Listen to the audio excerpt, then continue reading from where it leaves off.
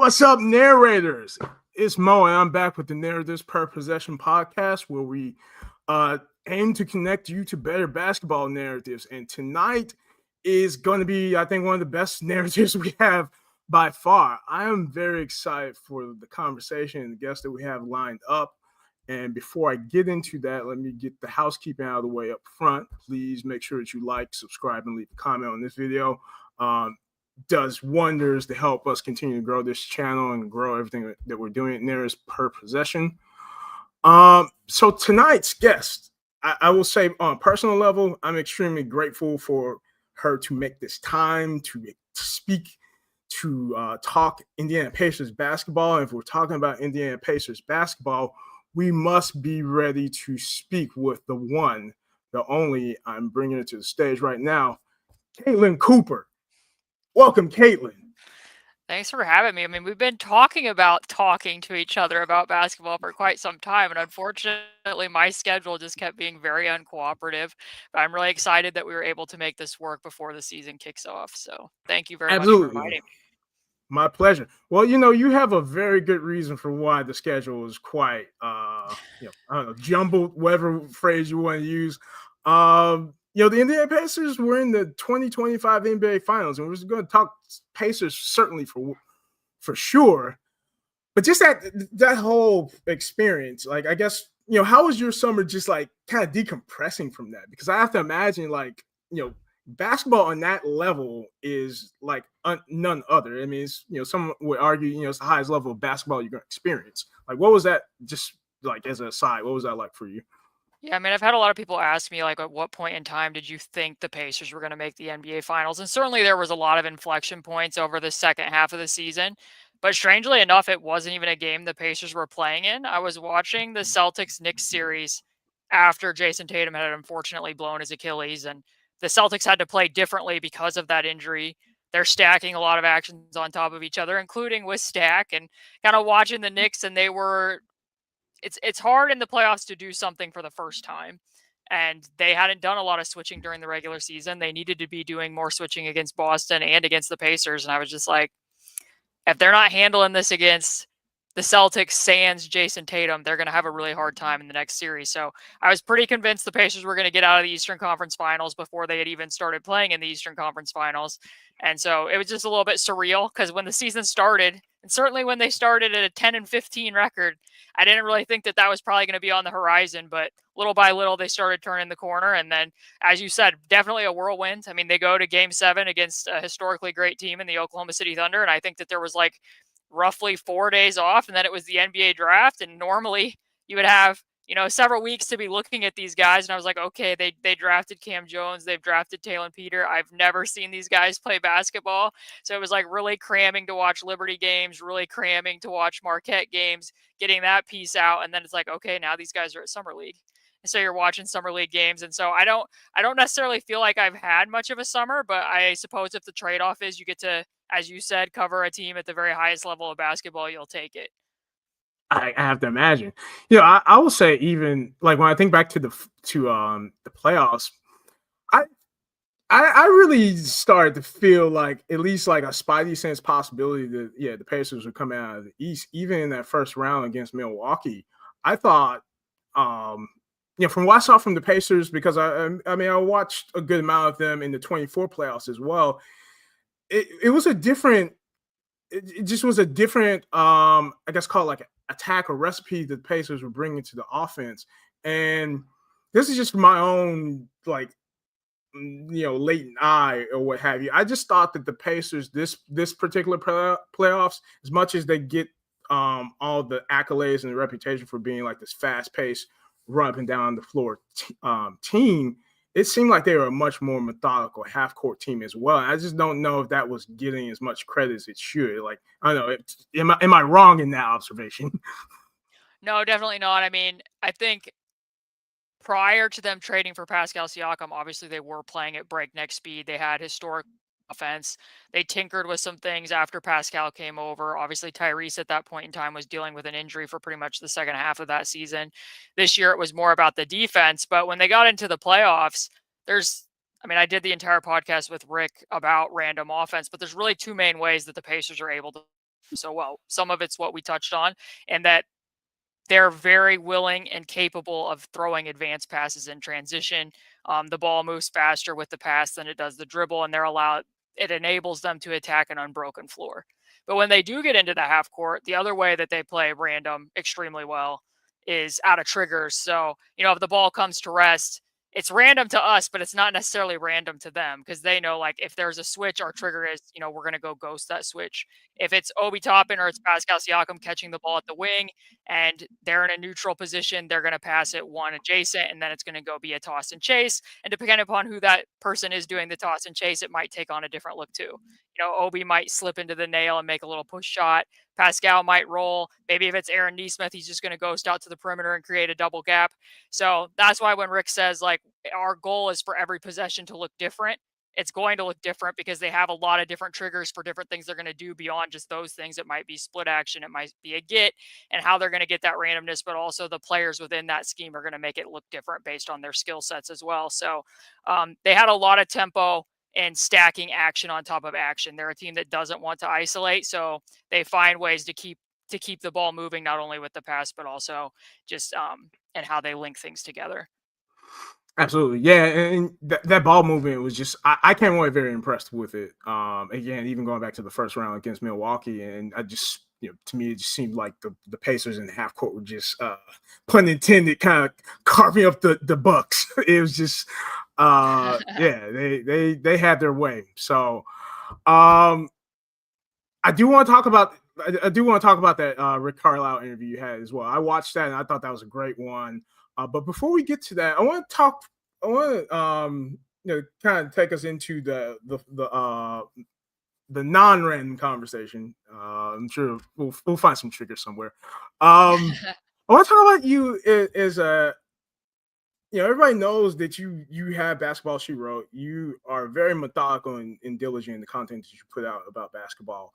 I want to start off with maybe connecting your experiences as a fan of the Indiana Pacers, because I know for so many content creator friends I have, that's kind of almost like a constant sort of push and pull or tug and pull between, like, you want to be the objective analyst of the basketball that you're consuming. At the same time, you do have fan emotions.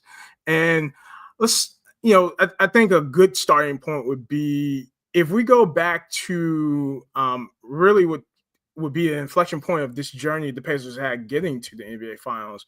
That 21-22 season, which perhaps you might argue started with the acquisition of TJ McConnell. Maybe people didn't think about it back then of that level of impact that he was going to have. But, like, can you think back to what your feelings were going into that 21-22 season? Just like, Caitlin is a fan of, like, where this team was at that previous season and going into this season where, obviously, they're doing the best they can to just continue to evolve the roster. Yeah, that was a really interesting summer because you talk about the balance between fandom and trying to be objective. Like, I think sometimes the longer you do this, you lose some of the fandom because you're so immersed in looking for details and looking for storylines and angles. And that was kind of a piece that I wrote after Game 7 this year, and reconnecting with more of the fan side of myself because of, some of the impossible things the Pacers were pulling off. But that was them transitioning from Nate Bjorkgren to Rick Carlisle. And I admit that during the Nate Bjorkgren season, 2020 to 2021, that was probably the most critical I've ever been of a coaching staff. Trying a lot of things they were both hyper aggressive and underbaked. It was difficult because it was coming out of a pandemic where there wasn't as much of a training camp. It was a very condensed schedule. There wasn't as much practice time, but also, like, they were trying things that I penned them as the Indiana Raptors. So it was like he was coaching the team he wanted rather than the team that he had. And as I said, like, a lot of different zone coverages that the team sometimes would look like half the team was playing a box and one and the other half didn't even realize they were in a box and one types of things. So they hired Rick Carlisle that summer, and I think the fandom was overwhelmingly positive about that hiring because they had already liked what Rick had done with the Pacers in his prior stint. And also, like, most things were probably going to seem as an upgrade after what they had just seen. And that's not even touching on the human side of what was reported during that 1 year tenure. So at the same time, they're running back a roster that, the starting lineup with TJ McConnell or TJ Warren, Victor Oladipo, Karis LeVert, Miles Turner, Domantas Sabonis had barely played minutes together. They had all dealt with various injuries. So who knows what the overall ceiling of that team would have been. But I think a lot of people felt that it was very purgatorial. Like at a certain point in time, you're going to have to pick one of these bigs and move forward. And as it turns out, they didn't really end up picking Miles Turner or Domantas Sabonis. They really more so picked Tyrese Halliburton. And that really changed a lot of things, not only for my writing and the trajectory of what I was doing, but also very clearly for the trajectory of the Pacers. I knew after like 4 games, he was going to be the best person that I had seen play point guard for the Indiana Pacers. So little by little, Rick had to kind of change from what he had been doing, obviously with Dallas and then with the Pacers, and that he had to embrace more of a teaching role. After Luka and doing more play calling and playing more methodical pace, he built and envisioned a team that really, there's few teams that play to the identity of their franchise player as much as the Pacers do with Tyrese Halliburton. You're probably looking at like the Nuggets and Jokic. Like they've really built what they do around Tyrese, and the rest of the team extends from that. So just that season, despite the fact that they pivoted very rapidly toward a rebuild, was definitely the start of something. And you could tell that over the last couple seasons. Like the next season was supposed to be a rebuild, but they kind of joked and were like, we got 2 seasons of rebuild in one. And then they trade for Pascal Siakam, and the rest from there is kind of history. But that was kind of the status of where things for me were in at that time. Like it was a bit purgatorial, and then it wasn't going to be too long after that Indy Cornrows wasn't going to be there, and I was going to have to bet on myself in a sense too. So yeah, narratives per possession. So this platform is very much still, in my opinion, still in infancy. I launched this back in May of 2025, and one of the early columns I actually wrote, I made a case for the Indiana Pacers are a title contender. And one of the things also, that was going back to that season, that trade deadline, that 22 trade deadline. I mean, that's going to go down, I'm sure, in franchise history as a landmark trade deadline, because obviously, you mentioned, the Pacers, they do the trade to go acquire Tyrese Halliburton. Also, the Karis LeVert trade, where kind of as a side, a second round draft pick comes in. That second round draft pick turns out to be Andrew Nembhard. Yep. So just that was a really pivotal season. And then, 2 moves that I highlighted as well. Again, building up to this playoffs run. Then the following season, Pacers go and get Obi Toppin, and then obviously the Pascal Siakam trade. So what's interesting is, like, you as a fan, you can observe the purgatorial aspect of it, but at the same time, like, I can see where the way that the Pacers front office made those moves, it at least gives you. Let me ask you the question in this way: did you ever, like, was the hope obvious in these sort of incremental moves that happen season to season as a fan? Did you see it getting to where it got this June with the Pacers? I think to an extent, the front office and the coaching staff were underrated, and they started getting credit once this team was advancing to the NBA Finals. But the reality is, this is kind of why I don't ever understand the Executive of the Year award, because like the Executive of the Year isn't just doing that work in the season that the team becomes successful. Obviously, that's an incremental thing to build that team, but the Pacers, Kevin Pritchard and Chad Buchanan, have been incredibly good, and their pro scouting staff has been incredibly good at locating talent. We didn't even talk about this guy, Aaron Nesmith, that maybe don't have opportunities at their current team, that they think that, we'll get that guy and he'll come here and he'll really blossom with, greater chance and opportunity here. So I felt like, I know there was a lot of, I don't know what tension, I guess I should say, about how the fan base was feeling at the time before they decided to pivot to the rebuild. But I felt pretty confident, because if you look at Sabonis, Miles, Malcolm, Karis LeVert, all of those guys, while that might not have been the mix that was going to get the Pacers to the NBA Finals, they were all plus value on the contracts that they were on. For the most part, they've been pretty good at paying guys the value of what they're worth, which means it's usually easier to trade and be able to rebuild on the fly in the way that they did. And like I said, I don't necessarily know that it's their aim to be like, we want to win the trade. I think they like making fair trades, but they've they've won a lot of trades and they've been very good. I mean, even going back to Victor and Sabonis at finding guys, like I said, Sabonis, hey, maybe if he isn't a makeshift forward and we put the ball in his hands and he gets to be more of a fulcrum, oh, look, now he's an all-star. And Victor, if he's not playing next to Russell Westbrook and all that usage and he gets better control of his athleticism and his shot comes into play, maybe he could really pop and have, one of the most fun seasons in Pacer history in 17-18. And then you see the same thing, like you said, with Aaron. And then they've had somewhat of a spotty draft record, but identifying Andrew Nembhard in the second round was a major win for the front office as well. So I was fairly confident in their ability to get back to where they needed to be, just because they have been so good at remaining competitive and developing at the same time, while identifying people that will fit the way that they want to play and could potentially take steps forward as well.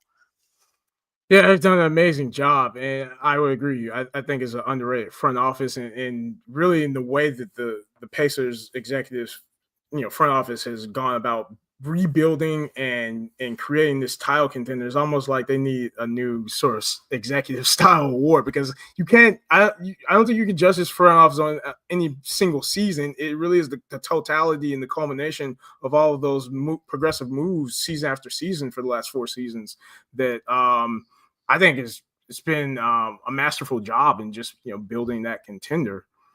I think the next question I have for you, this good segue in from talking about your fandom of the Pacers, and obviously you as a creative. One of the things I do know about just your approach to how you create content, you're very diligent in actually consuming game film. And maybe that's I gotta get the joke out. Like, I know everybody's been talking about Adam Silver in his highlights league. I hope it's more than highlights. But I joke. I know, like, you've said in the past, you watch film, you watch games, and then you rewatch games. Yep. A good way of like as a human, like what do you feel when you're watching a game, when you're watching game film? What kind of feelings and emotions do you get out of that experience? Watching and then rewatching the game film.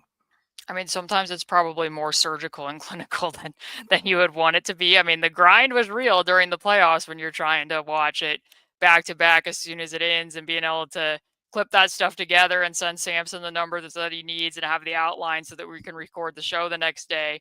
I'm hoping I can find stuff, but I always tell people that my process generally is be curious and pay attention for sure, but I'm always looking for abnormalities, good, bad, or otherwise. What's different? Why is it different?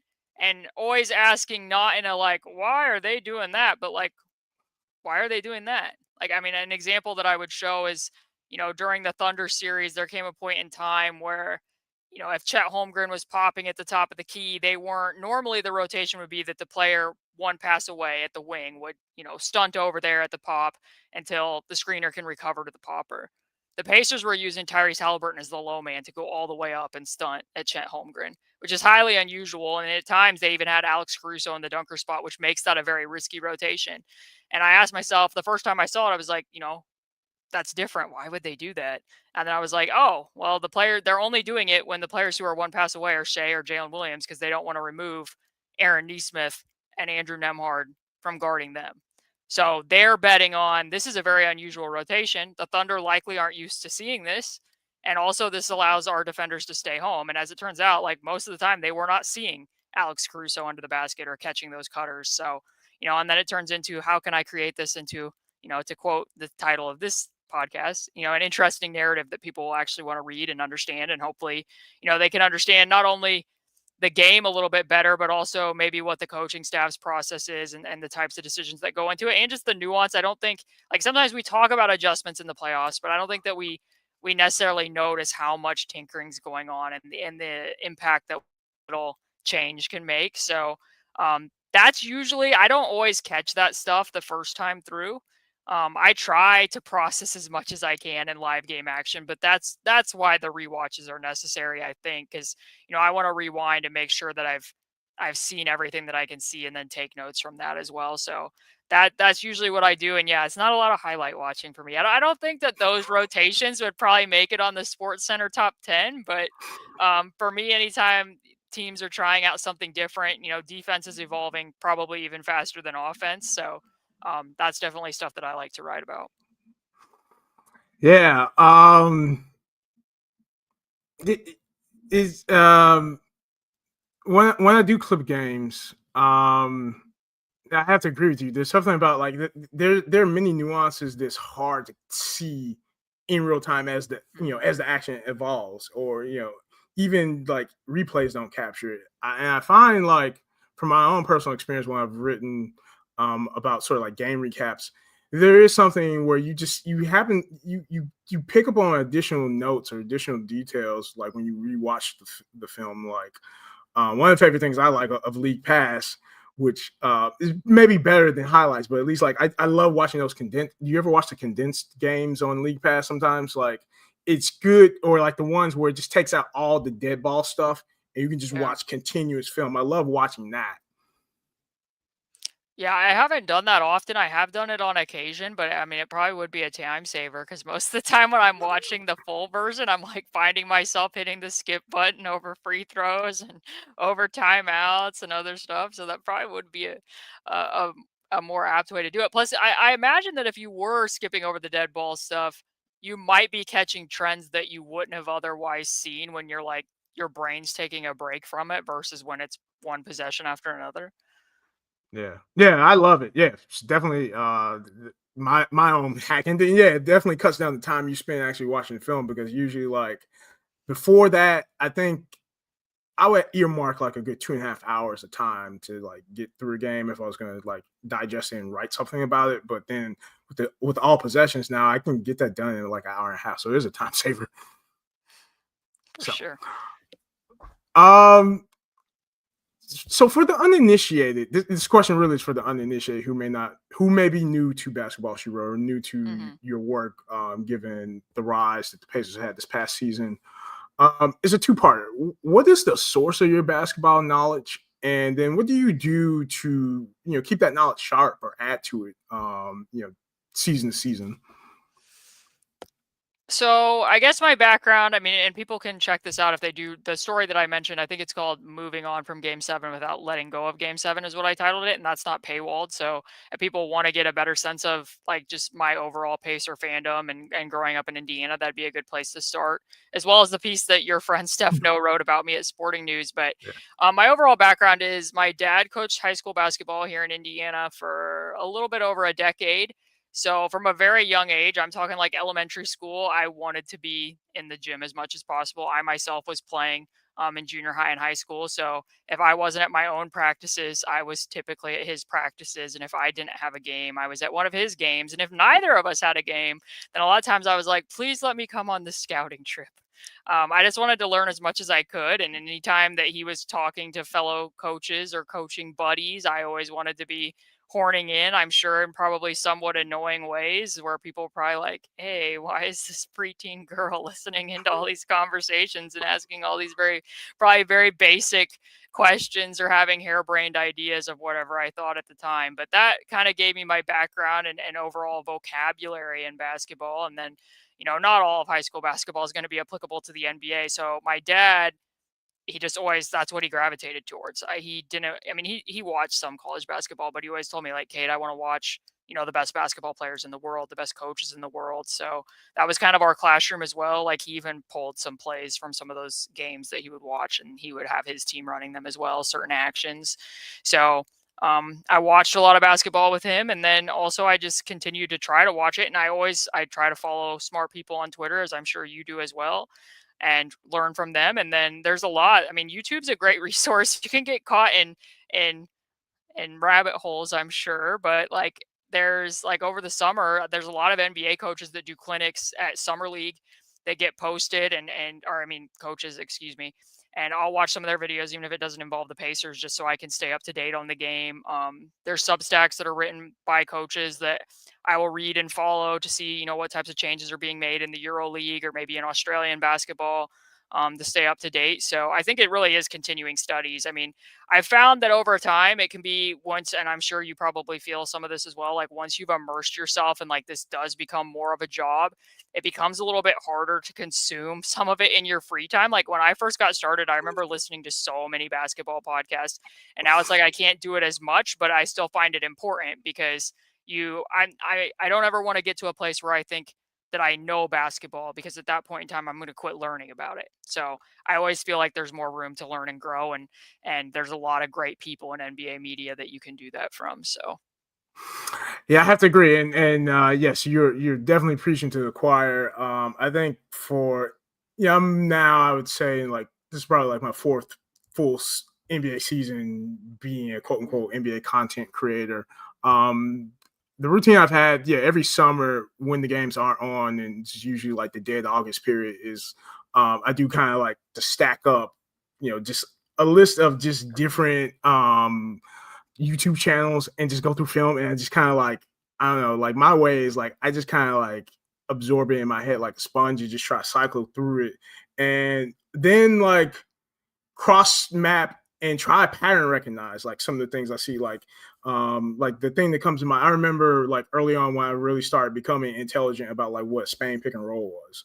I went through like a playlist of like all these Spain pick and roll explanations, but then just watching like where can I find the Spain pick and roll in this game, and just things like that. Yeah, like I totally agree. It is a continuous education process, and I love that. Honestly, it is one of those things where like I think the biggest kick for me out of all of this, it is a avenue just to like do analysis and do things that I probably would do in my day job life anyway. But it's just it's kind of cross training. exactly, yep. Um, as a writer, and this is like slightly selfish writing question as well. I am curious. Can you talk about like your storytelling process, or perhaps um, the process you go about after you've done all the game film, digesting the game film, you've come up with sort of like the notes that you see in the game film. How do you go about then translating that into and I think you mentioned this earlier, like a narrative that people will actually find interesting, something that readers will want to read and return to?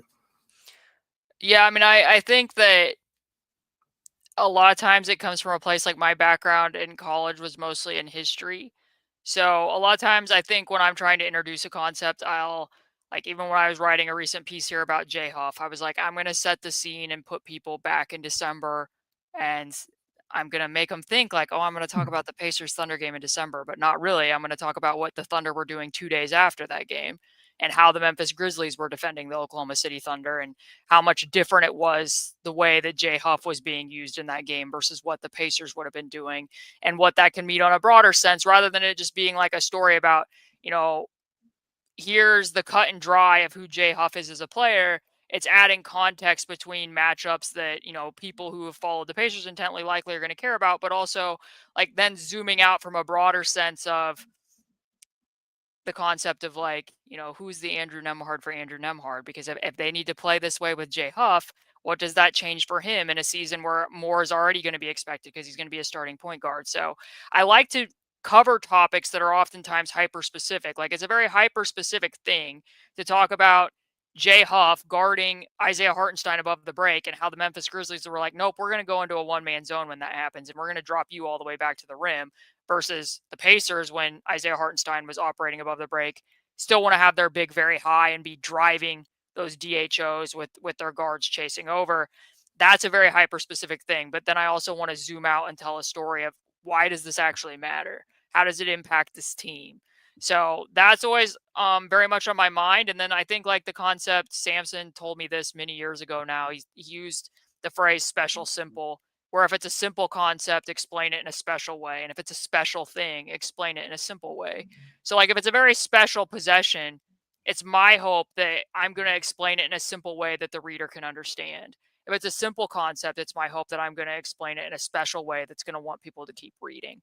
So that was some advice that he gave me that I keep very present in mind when I'm doing written work. And then also like I just, whether it's indie cornrows, whether it's my outlet, it's always going to be I'm going to do it my way, so to speak. Like, it's always going to be a basketball blog about basketball. And if that ever reached a point where I didn't get to do it that way, I've been very open and honest that I probably wouldn't do this anymore. Like, I don't want to be a person that gets asked, like, let's rate which coaches are on the hot seat and are most likely to get fired. And that's not like, if that's a place and that's something else that interests other people, that's great. Like, it's not for me to decide and tell fans how to fan. But for me personally, I think a little tiny piece of my soul would die if I was having to do that type of work. So it's about staying true to myself and what the mission has been for starting my own Patreon, and also just who I always have been as a blogger pretty much since I started.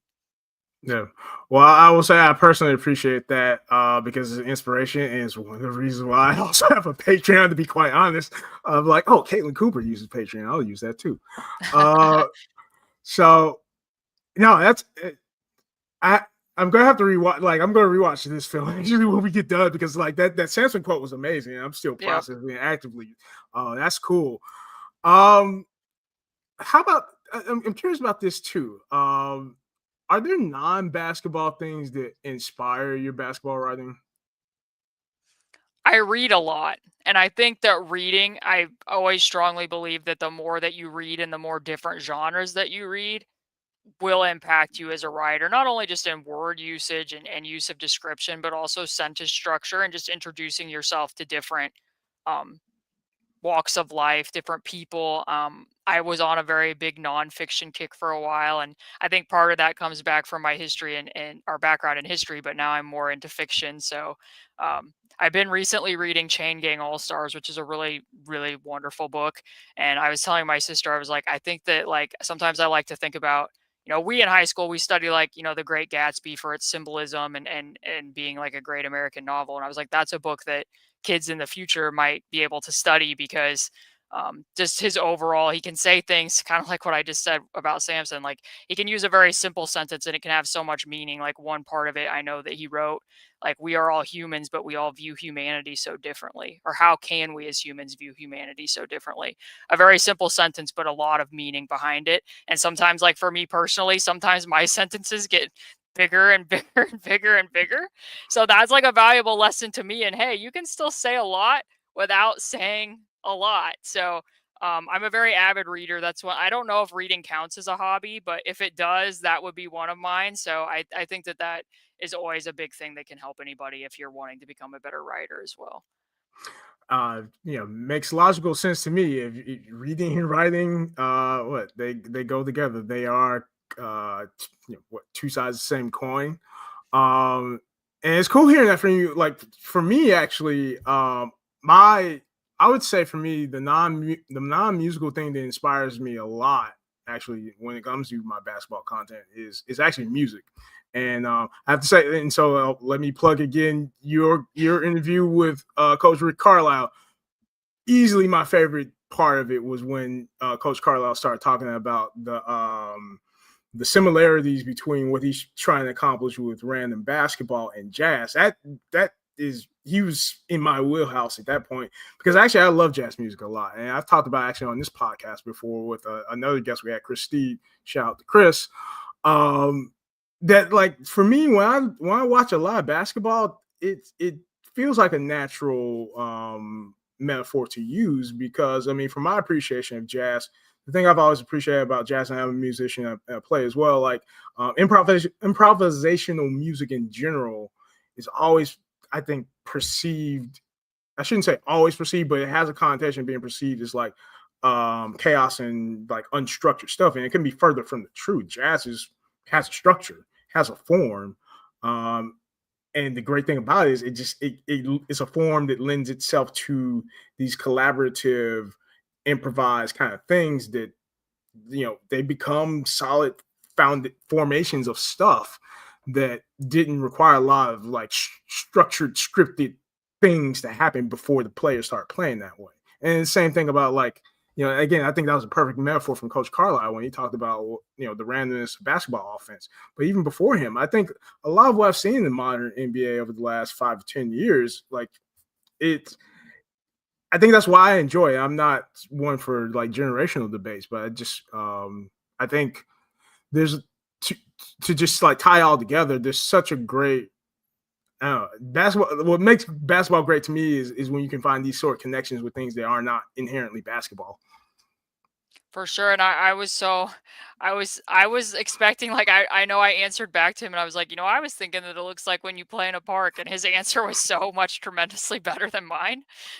Just, saying, like, every possession would look different, that being similar to every, Jazz iteration can be somewhat different from the last, and I've even used, like, I am not a music expert in the least, but I many years ago wrote an article about TJ McConnell where I described his driving paths as if you were listening to Flight of the Bumblebee, because that's what it looks like when TJ McConnell plays basketball. It's funny you say that. Yeah, that's perfect. That is perfect because it's just like when he gets going, he's just it is, yeah, Flight of the Bumblebee for sure. That's perfect. Um, if you had to lend advice to someone who's getting started in whether it be basketball, someone who wants to start their own basketball blog or start basketball YouTube or whatever medium of telling stories, creating content about basketball, what sort of advice would you lend to folks today, given where you are? Try to develop your own voice and then be you as much as possible because no one else can be you. Try to educate. I mean, like I said, that's true of everyone. I'm still trying to do continuing studies as much as I can, and also keep yourself open to more possibilities. Because one quick story that I will tell is I think it was probably 2 or 3 off seasons ago now. Somebody messaged me and was like, when are you going to have a YouTube channel? And I was like, I'm never going to be on YouTube. Like, I don't want that as part of my regular routine. And like, I really had to open myself up to that. And Samson had just moved to Toronto from where he grew up in Saskatchewan. He saw my tweet and quote tweeted it with a video of himself reading part of my article that I had written about Isaiah Jackson and was like, inquire at the link below. Like, it was funny. And now, this many years later, the two of us, I have a YouTube channel. He's on it. We're regular recording podcasts on it. And that's helped me grow the platform at Patreon and redirect people back to the written work that both of us do there. So I guess people caught me in a web of my own lies because I said it wasn't something that I was going to do, but people always ask, like, which do you prefer, writing or podcasting? And I say, when I'm writing, I feel oftentimes like I'm never more myself, and when I'm podcasting, sometimes I feel a lot of pressure to be the 100% most perfect version of myself, which is why I was like somewhat hesitant to do more YouTube. But I've had many people write letters, literal emails, telling me like it means a lot to me, not only because I'm a fan of the Pacers and I got to have somebody breaking down every one of their playoff games, but it's helped them grow in their own content. One person saying they had videos about woodworking because it helped them remember that, like, I can do this my way and it's my art and it doesn't have to be about necessarily what other people want it to be. Like, it's still valuable because it's something that I created. And so that means a lot to me anytime people send me stuff like that. So I think, like I said, nobody else can be you. So find your unique path and do it, and keep doing it despite, we all get some negative feedback now and again. I certainly do. Sometimes it's hard to erase that from your mind, but I also remember that there's a lot of people who appreciate it. So Yeah. Yeah, and that's the cool part is like when you do make those connections with folks who appreciate you and really like advocate and support the work that you do. And yeah, as an artist as well. I mean, I think we all want that as creative people. Like we want people to appreciate what we do to a degree, and yeah, just for it to be a kind of a cool cyclical vibe, I guess. So I think I would be remiss. Like, I definitely want to now talk about sort of like this upcoming season. I mean, it's hard to believe we're already like only like what 2 or 3 weeks from training camp and preseason about to happen. I would be remiss if I didn't ask before we actually talk about Indiana Pacers basketball. You being a native Hoosier from the Hoosier State, I'm curious. Like, what would you say is like your biggest high school basketball memory of like whether it was in while you were in high school or just like that high school experience because it is a unique experience, Indiana high school basketball. And I say that is a native Northwestern Indiana basketball native. I mean, when it becomes sectional time, I mean that's a special time in the state. Yeah, I mean, I was fortunate enough that I got to watch my dad coach in sectional tournaments and coach in county tournaments. So, at the time, I was keeping stats for those teams. So I probably felt a little bit more important than I actually was. So sometimes I'd be like going down to halftime and being like, look, I'm seeing this on the shot chart. Maybe you should consider that.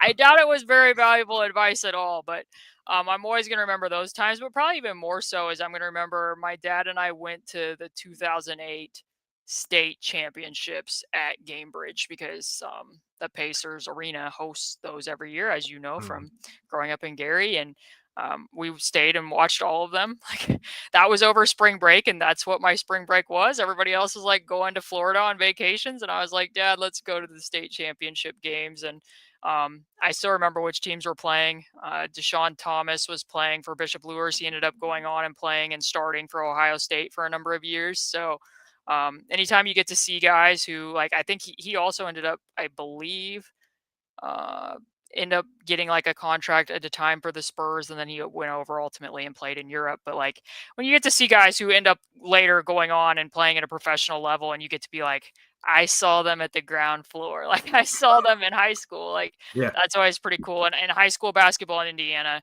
like I know it can be somewhat of a cliche to be like at 49 states, but really 49 states. I mean, I've sent pictures a couple times with some friends that I have and NBA Twitter, NBA social media from like gyms when I've been at high school games, and they'll be like, every game is like a coliseum in Indiana because the gyms, like the capacity, most gyms in Indiana hold at least 2,000. So sometimes there can be competition between, are you going to watch a Pacer game? Are you going to watch an IU game? Or are you going to be in a high school gym? And that's something that really distinguishes, I think, the overall Indiana high school basketball culture. Yeah. Yeah. No, it's funny. Like, it wasn't until I moved away from Indiana that I did realize that, like, it was something extraordinary for a gym to be like a high school gym to be like 5,000 seats or something, Yeah. because those are just the gyms. Those are gyms I grew up going to all the time for like the basketball games. Is 5,000 seats. Everybody's up to the rafters, and that's just what you would do on Friday night. Yeah.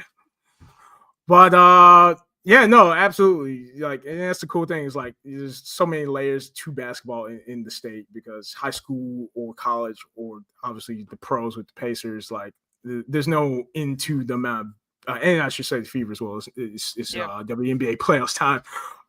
There's just no end of basketball in Indiana. And so let's talk about what's on the horizon for the 25-26 Pacers. Um, Two big changes, obviously. One being, the upcoming like season-long absence of Tyrese Halliburton tearing his Achilles, but then also the departure of Miles Turner.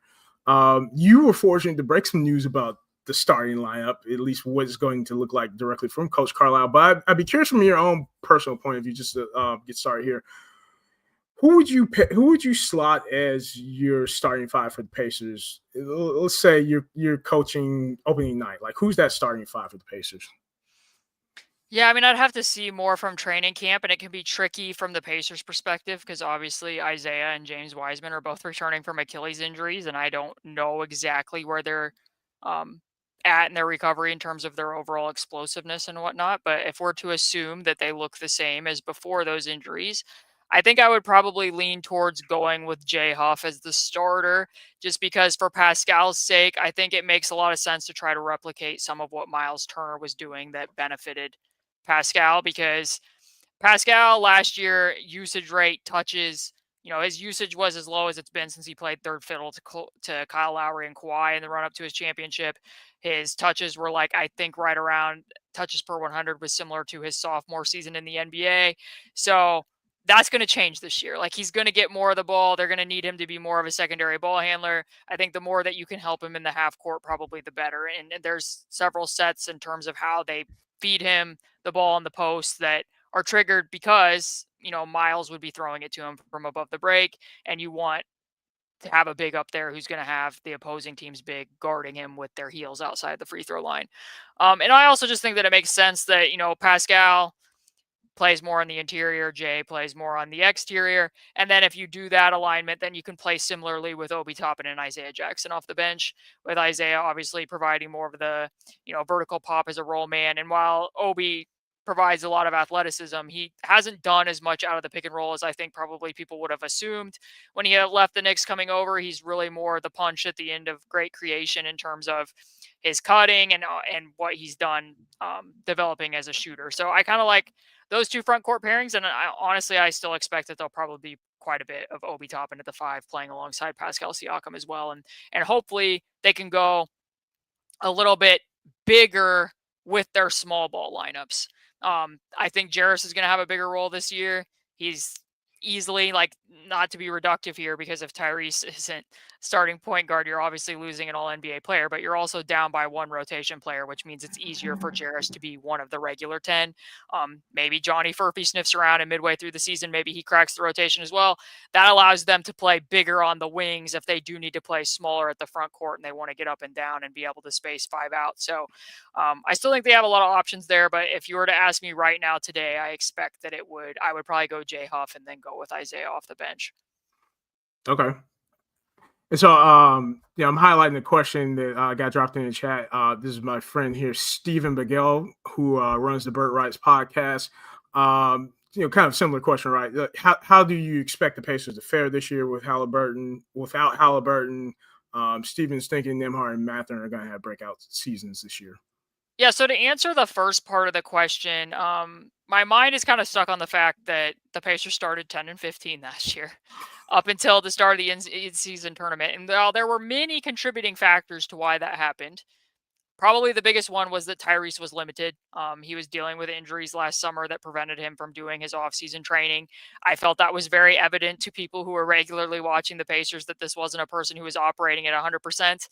And when their offense got better, that's really when their defense started turning around. And like I said, there were other factors that went into play to why they were 10-15. It definitely mattered that Andrew Nembhard wasn't available for a time and then was on a minutes restriction. It mattered that Aaron Nesmith was dealing with an ankle injury for almost 2 months. Ben Shepherd also dealing with an oblique. That's like all of their best point of attack defenders who are very, very good at a league-wide level at getting over the top of screens and providing full court pressure. So those things mattered, but when the offense got better, when Tyrese started looking more like himself, when they, break my brain from the fact that they can lead the league in passes per 100, they can lead the league by a sizable margin in their advanced hit-ahead passes, and they still barely turn the ball over. The fact that they weren't turning the ball over as much and they were making more shots is what allowed them to set their full court pressure, and it was what really kind of set their defense on the better track over the second half of the season. So point being is, these were things that were happening, and they were still benefiting from the fact that with a limited Tyrese Halliburton,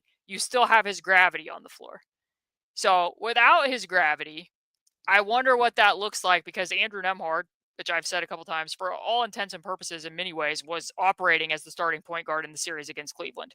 Tyrese was being face guarded so much by Isaac Okoro and Max Strus that Andrew was doing a lot of the initiation. He ran more pick and roll in that series than Tyrese did. But while it's definitely to a benefit of Tyrese that, like, hey, we have a secondary ball handler who can bring it up and can run pick and roll and can also guard the other team's player and pressure 50 feet, it was also to Andrew's benefit that, hey, we have a starting point guard who's being face guarded on the logo, and now I can play 4-on-4 with Miles Turner, and we can be one of the best pick and roll combinations in the NBA.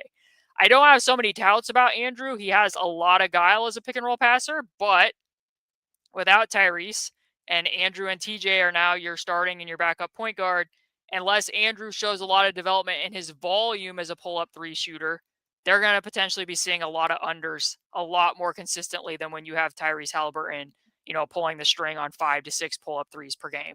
So that could create some cramping in the half court. And then obviously I think that they're going to want to maintain the same fast-paced style as much as they can because of what some of that will be. So when you're asking the question about, who could have a bigger breakout, Nembhard or Ben, I think that there's opportunity there for both of them, honestly. I've liked what I saw in the clips that Pascal shared last night, where Andrew was, pulling up for 3 a couple times. He got Jay Huff in space, made a quick lob pass out of that. He was finishing out his stride stops, like a lot of good stuff from him.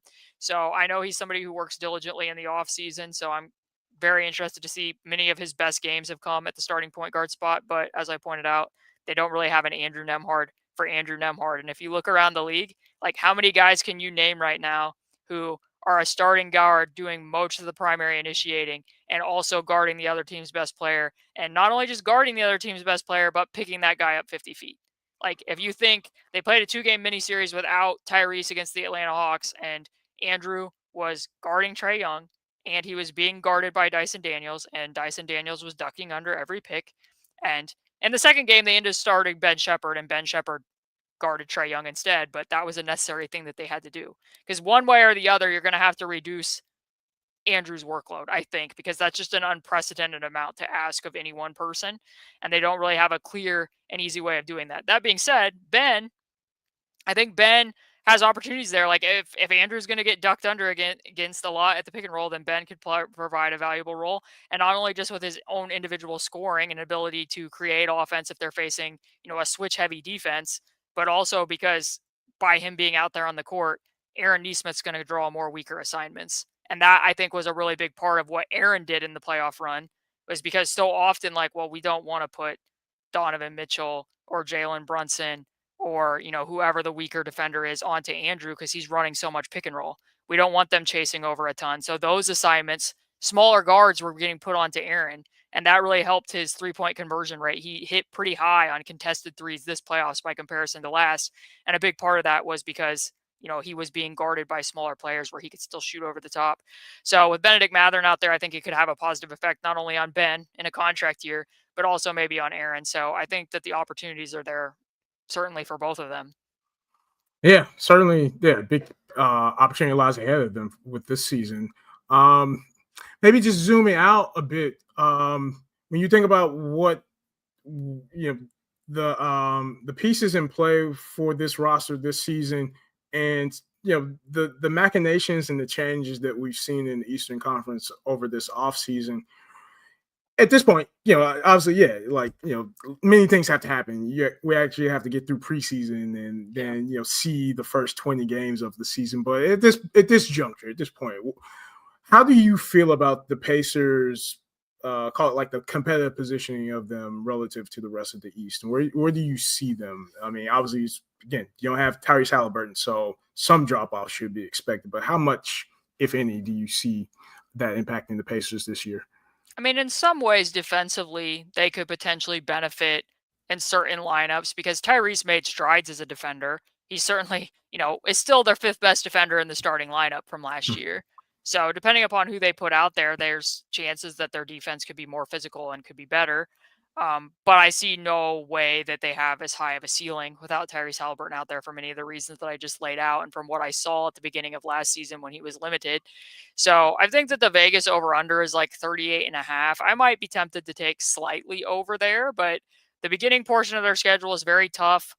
If they were, and I'm saying very hypothetically, if they were to get off to a slow start, I don't know how that might guide decisions that you make in the second half of the season, especially, with Pascal Siakam. If you're thinking, he's going to have a lot more of the ball and he might need to be more of a bring up ball handler. And oh, by the way, we might still need you to be taking on some more top assignments on the defensive end than maybe even you did last year. Like, how are you going to balance that and his minutes load if it's looking like, you're not clear in playoff position? We'll see how that plays out. But I think, like, just on a tier standpoint, I would probably have them, probably in the play-in tournament, I think is realistic. There's certain teams in the East that I have no idea what to do with. I don't know what to make of the Philadelphia 76ers. So, that's a real wild card. So, I don't think that's a bad thing, though, because I think the Pacers find themselves in a very fortuitous position where if they are a playoff team, that's going to be because Andrew or Ben or Jarris or somebody took a really, big step forward, and then that's going to be great to bring Tyrese back to. If they don't make it into the playoffs for whatever reason, hopefully they don't sustain any more injuries during this particular season, then they're going to get a lottery pick, and then they're going to bring Tyrese Halliburton back to play with mostly the same team that they went to the finals with, and then they're still going to probably have to answer the long-term center position question. But I think I see him in the play-in tournament. But I will say this, and this is something that I said on another pod that has yet to come out yet, but if you put that team in a play-in tournament, I would feel pretty good about their chances of getting out of it and being the 7th or the 8th seed, because this is a team that just went to back-to-back Eastern Conference finals. They have experience in the NBA finals, and I've also watched that coaching staff in like single game, every single round of that playoffs, they held on to an adjustment that shifted a series and they waited until they absolutely had to do it. Like if you think to game 6 of the NBA finals, like making the decision, okay, we're going to pull all that pressure back because we need to preserve Andrew because Tyrese is dealing with an injury here, but also um, the element of surprise with it. Like that's not something the Thunder were expecting to see. And then they went to a lot more trapping in the half court. It was the most double teams that Shea had seen in the playoff run that far. And it made a big difference and shifted what that game was heading into a winner takes all game 7 for the championship.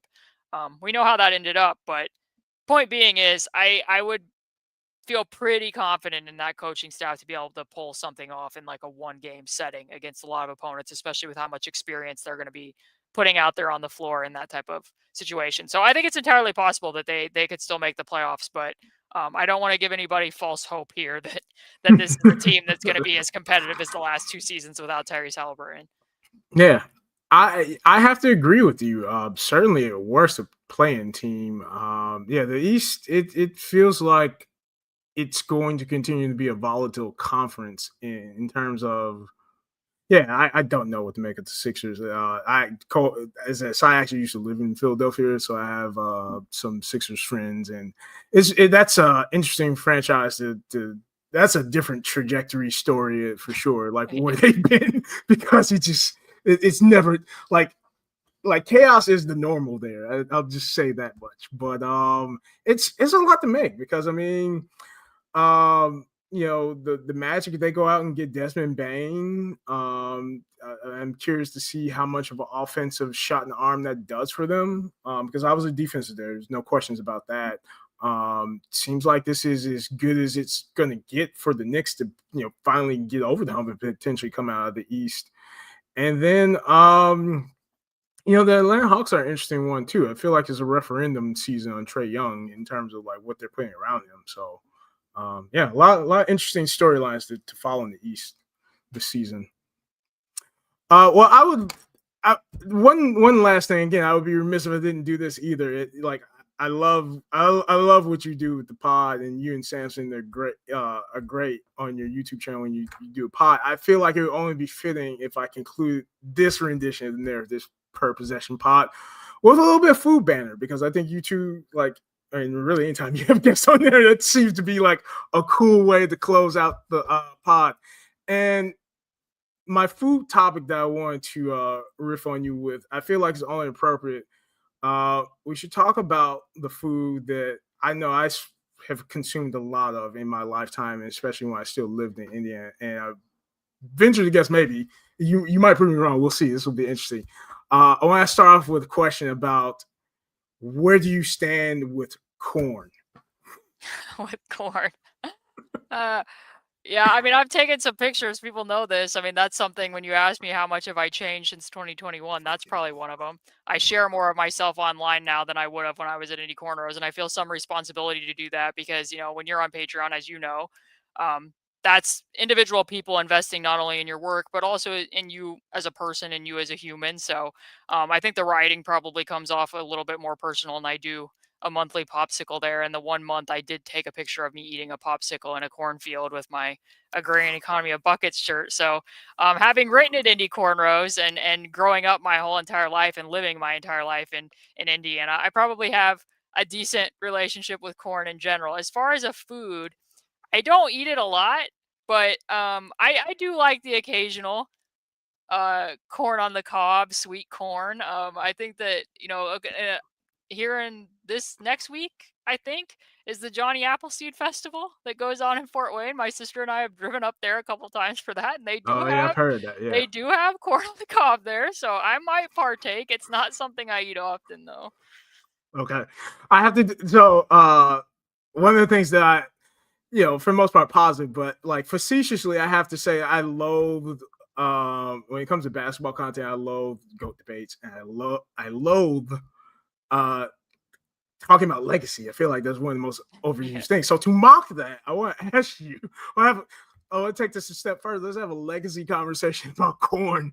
What is, in your opinion, the GOAT way to prepare corn if you're going to eat corn in your for your experience? I'll share mine as well. Oh, I definitely want to hear yours. I think that the best way is corn casserole. I think. Ooh. Okay. My sister makes that pretty well. That's something that you can eat a lot of. I'm pro corn casserole, borderline a dessert. So Is I think that's probably my go-to corn dish, and it's probably the corniest dish of the ones that you can make. what so what's the recipe for your corn casserole? I know I've had one here and there, but like I'd be curious like how I you have genuinely never made it. I just oh eat other people's corn casserole, but I mean it kind of has a similar texture. Like imagine having like the creamed corn, but there's also like a cornbreadness to it. It's like a mixture of oh yeah those yeah two yeah. things together. I've done that for sure. Yes. Cornbread is also an elite corn food. I you shocker, that's not the number one, but it is my Scottie Pippen of it. Yes, it's Okay. cornbread. Yes, it's very much number two for me. Tell Um, me the Jordan. so the Jordan for me, like honestly, like clear out the calendar if you tell me this is what's happening. Go to the grocery store.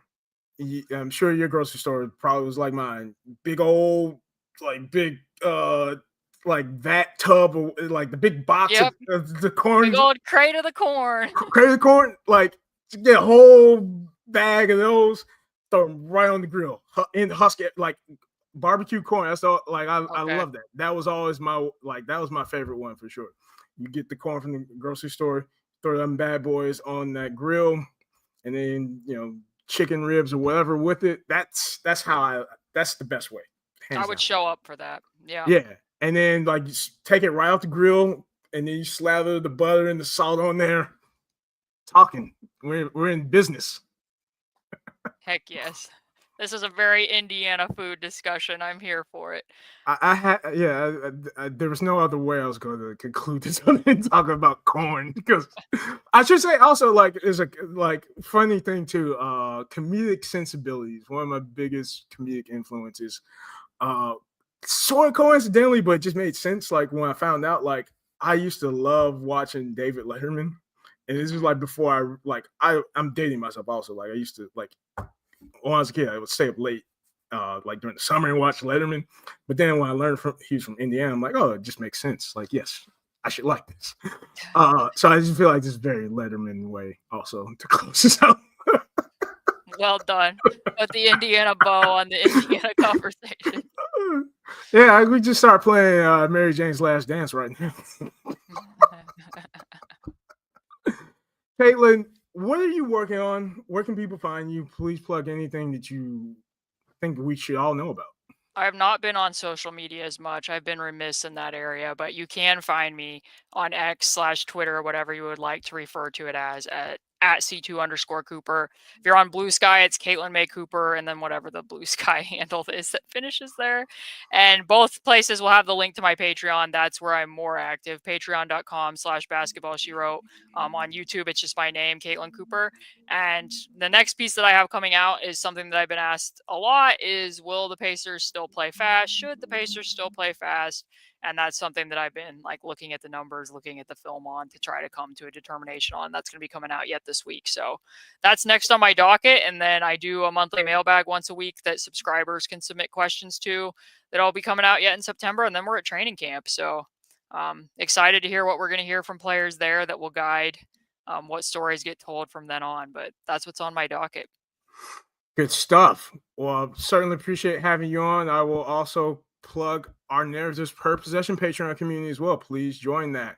Lots of great written and video content out there. And I'm actually, this is fresh off the presses. You're going to be here. Here's some news, Caitlin. October 1st, I have a special announcement about the Narratives Per Possession Patreon community. So get in now, and then you'll be there for the big announcement that I'm going to have for what I'm going to do with that Patreon for this upcoming NBA season. And of course, subscribe to his YouTube channel as well. Please like, subscribe, leave a comment. And with that, thank you so much, Caitlin. This has been an amazing conversation. Open invite. I would love to have you back anytime you want to talk more about Indiana food. We haven't even talked about a pork tenderloin sandwich, which I always find like those things are like insane to look at. But yeah, thank you so much. I'm really grateful for you making the time to talk with me. No problem. Thanks for having me. Absolutely. Well, until next time, folks, that's all she wrote. That's all I got. Have a good night.